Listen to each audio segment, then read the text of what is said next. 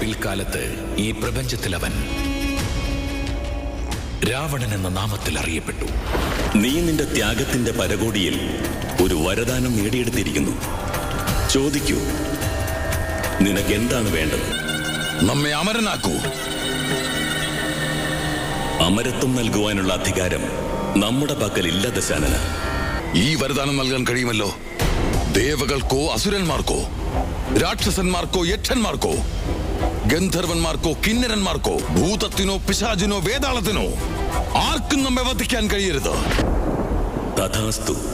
വളരെ ചെറിയതാണ് അങ്ങയുടെ ഹൃദയം ബ്രഹ്മദേവ. നമ്മുടെ സഹോദരങ്ങളും തപസ് ചെയ്തിരുന്നു. അവർക്കും വരദാനം ലഭിക്കണം.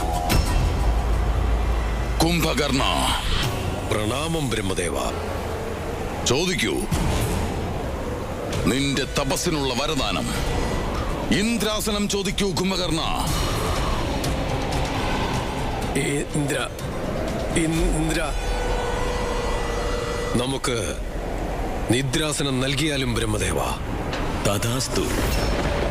മൂഢ, ഇവൻ ഇന്ദ്രാസനം ചോദിക്കാനാണ് ആഗ്രഹിച്ചത്. ശാപം പോലെ തന്നെ നൽകിയ വരദാനവും തിരിച്ചെടുക്കാൻ കഴിയില്ല ദശാനന. ആ സമയത്ത് കുംഭകർണന്റെ ജിഹ്വയിൽ സ്വയം സരസ്വതി ദേവി തന്നെ കുടിയിരിക്കുകയായിരുന്നു. അതുകൊണ്ടാണ് അവൻ ഇന്ദ്രാസനം എന്നതിന് പകരം നിദ്രാസനം ആവശ്യപ്പെട്ടത്. കുംഭകർണനെയും ദശാനനെയും തകർക്കുവാൻ ഈ പ്രപഞ്ചത്തിൽ ആർക്കും തന്നെ സാധിക്കുമായിരുന്നില്ല.